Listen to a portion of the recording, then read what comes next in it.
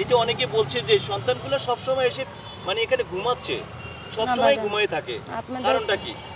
দরকার লাগলে আপনি আমার বাসায় যাবেন, যা দেখবেন আমার বাচ্চা কার না একজন ভালো কি মন্দ। পথচারী বা এখানে চার্জের মানে যে স্কুল আছে, এই স্কুলের মানে হলো ওনার বাচ্চা এখানে পড়াশোনা করে, তো সে বলতো যে না, আমি যখনই এসে দেখি এই বাচ্চা তিনটা সবসময় ঘুমায়, মানে আপনার বসে থাকতে দেখি না।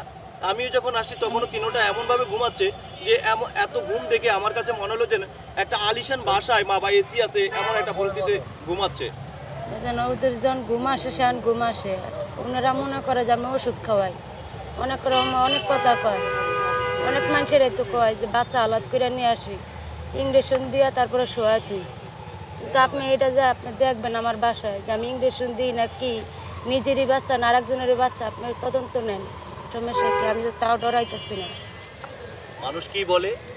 অনেকে কয় যে শুই দিয়া শোয়াই তুই, ওষুধ খাওয়াই, ঘুমের বড়ি খাওয়াই, খাওয়ায় শোয়া তুই। মানে এই কথাগুলো জি, বলে। নিজের সন্তান যখন আপনাকে এই কথাগুলো বলে আপনার খারাপ লাগে না? আমার তো খারাপ লাগে, তারপর আমি বলছি যে আপনি আমার বাসায় চলেন, আপনি তদন্ত করেন, দেখেন কার বাচ্চা, আমার বাচ্চা না আরেকজনের বাচ্চা, আপনি দেখেন কিন্তু আমার আপনার এই বাসায় যান। সন্তানগুলো যে আপনি যে পোলোরে যেটাতে, এটা কিন্তু ভিজা, আপনার এই সন্তানগুলো খালি পায়, তারপরে এই সন্তানগুলো জুতা আছে শরীরে ভিজা, বাজারে, ওরা মানে এলো একটা ঠান্ডার মধ্যে শুয়ে আছে, এ তো অসুস্থ হয়ে পড়বে।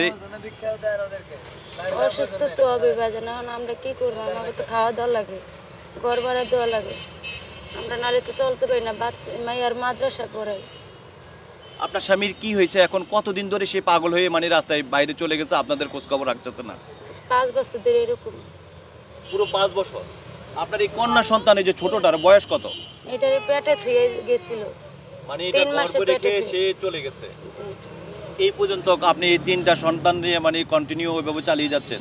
জি, আমি এইভাবে চালা যেতেছি, এইভাবে চায়া চিন্তা খাওয়াইতেছি। মানে এই কন্যা সন্তানের নাম কি? এটার নাম আসিয়া, আসিয়া। আর ওর নাম? নুপুর, হ্যাঁ, নুপুর, নূপুর। আর ওর নাম? আম্মু নূরজাহান, এদিকে তাকাও, এটা কি নাম? নূরজাহান, নূপুর, নূরজাহান। নূরজাহান। এই নূরজাহানের মানে ওর বাবা আপনার পেটে রেখে চলে গেছে। কয় মাস ছিল তখন পেটে? 3 মাসের পেটে ছিল। 3 মাস পেটে রেখে চলে গেছে। জি, তার মানে ওর বাবাকে ও দেখতে পায় নাই, না, মানে কোথায় আছে, কি পরিস্থিতি আছে, না। মানে আপনি নিজেও জানেন না, আর সন্তান তো জানবে কি করে? সে জানবো কিভাবে, আমার কাছেই তো নাই, তা বাচ্চা জানবো কিভাবে। এইভাবে আর কতদিন চলবে? এখন কেউ যদি ভালোভাবে পর্যায়ে দেয় তাহলে তো আর এইভাবে চলতে পারতাম না। আপনি তো মা, বাবা তো আমার তো পাগল হয়ে চলতেই। চলে গেছে, তার হয়তো বা মাথায় কাজ করছে না বলে সে চলে গেছে, সে জানে না তার সন্তান কি আছে, স্ত্রী কোথায় আছে। কিন্তু আপনি মা যদি না থাকেন তাহলে আপনার এই সন্তানদের কি হবে? আমি না থাকলে আমার সন্তান বাইসা বেড়াইতো, রাস্তা রাস্তা বাইসা বেড়াইতো, আমি দেখতে পারতাম না। মানুষের আপনার মুখটা নিজের মারতো। সন্তান, আপনার নিজের গর্বের সন্তান, সেই সন্তানকে খাওয়ানোর জন্য আপনি খোলা আকাশের নিচে। মানুষ যখন আপনাকে বলে এই সন্তানকে আপনি ঘুমের ওষুধ খাওয়াই নিয়ে আসছেন, এই সন্তানকে আপনি ইঞ্জেকশন দিয়ে নিয়ে আসছেন, ঘুম পরে রাখছেন, তখন আপনার কেমন লাগে? তখন আমার কষ্ট লাগে যে মানুষ এইগুলো কয়, আমারই সন্তান আর আমার এই সমস্ত কথা কয়, তাহলে আমার কিরকম লাগে, আমার তো খারাপ লাগে, আমার শুনতেও খারাপ লাগে, দেখতেও খারাপ লাগে। কিন্তু মানুষ যখন এই কথাগুলো বলে, এই কথাগুলো তো আসলে বাস্তবিক ঘটনাগুলো সত্য, কিন্তু অহরহ ঘটছে, সেটাকে কেন্দ্র করেই কিন্তু মানুষ বলতেছে। জি, এটা ঠিক কি না? না এটা আমার কাছে তো ঠিক না, তারা যদি ঠিক মনে করে আমার কিছু করার নেই দাদা। আপনি দেশবাসীর কাছে কি সহযোগিতা চান? আমার সহজেতে আমার বাচ্চা কাছে দেখতে পারলে আমি যথেষ্ট, আর আমাদের দেখতে পারলে। আপনার কোনো বিকাশ নাম্বার, মোবাইল নাম্বার বা বাসার ঠিকানা কোথায় আছেন আপনি যদি সরাসরি দিতে চান, আমরা ভিডিওতে দিয়ে দিতে চাই। আমার তো বিকাশ নাম্বারও নাই বাজান, আমার মোবাইলও নাই, কিভাবে দেবো আপনাদের নাম্বার? বিকাশ নাম্বার নাই, মোবাইলও নাই। যদি ঠিকানাটা একটু বলতে পারেন, কোন বাসায় থাকেন, স্পেসিফিক যদি ঠিকানা দেন, সরাসরি মানুষ যদি যেতে চায়, অনেক মানুষের মন আছে যে দেওয়ার মতন, সরাসরি নিজে আইসা আপনার বাসায় পৌঁছায় দেওয়ার জন্য সুযোগ রয়েছে। আপনি একটু ঠিকানাটা একটু ভালো করে বলেন। আমার ঠিকানা ওই যে বললাম তো, মালিবাগ রেলগেট, এই ওয়ারলেস রেলগেট ওয়ারলেস আছে রেল না, লাইন। ওই রেল এখানে লাইনে কার থাকি, বস্তি? ওখানে সভাপতি বসতে থাকি আমরা। সভাপতির বস্তি বলে চিনে? জি, ওইখানে সভাপতির বসতি। আপনাকে কি নামে চিনে ওখানে মানুষ? ওখানে আমার নাম হলো, আমার শেপালির বোনের নাম আর কুলির। শেফালি আপনার নাম?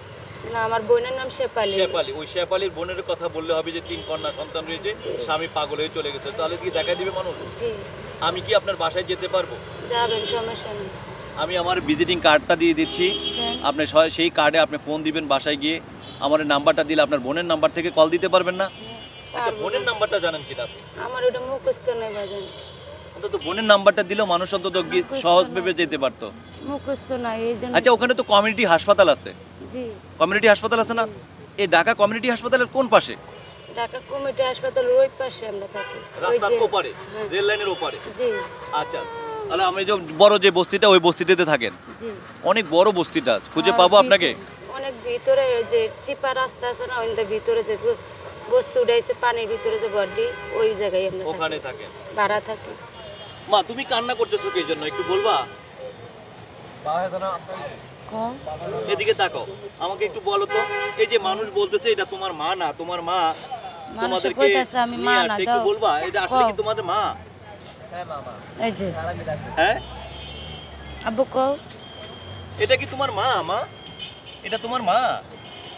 হ্যাঁ, তোমার মা। কি নাম তোমার? নপুর। নূপুর।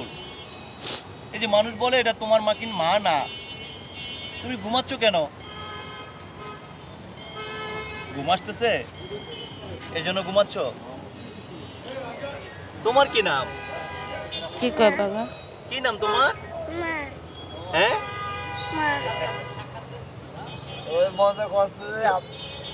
তুমি কিছু খাবে? কি খাবে তুমি বলো? কিছু খাবা? যাও, কি বেরো। খাবে উঠো। বলো? হ্যাঁ, কি মজা খাবা খাও। বলো? কি খাবা? কি খাবা বলো? বলো আঙ্কেলকে বলো, তো আমি কিনে নিয়ে আসবো। বলো, তোমাকে কিনে দিব। বলো কি খাবা? কি খাবে তুমি বলো? কম মজা খাও। দর্শক, এই সন্তানগুলো যখন আমি এখানে আমি বাইক দিয়ে যাচ্ছিলাম, এমনভাবে ঘুমাতে দেখছি যে মনে হয় যেন একটা 5 স্টার হোটেলে ঘুমাচ্ছে। আমার আপনার সন্তানরা যখন ঘুমাতে দেই, খাওয়ার পরও তাদের ঘুম আসে না।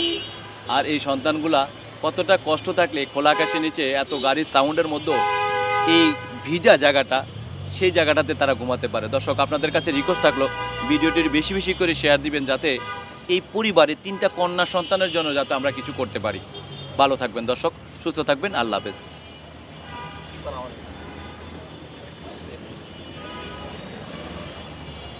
ওটা কাটুন।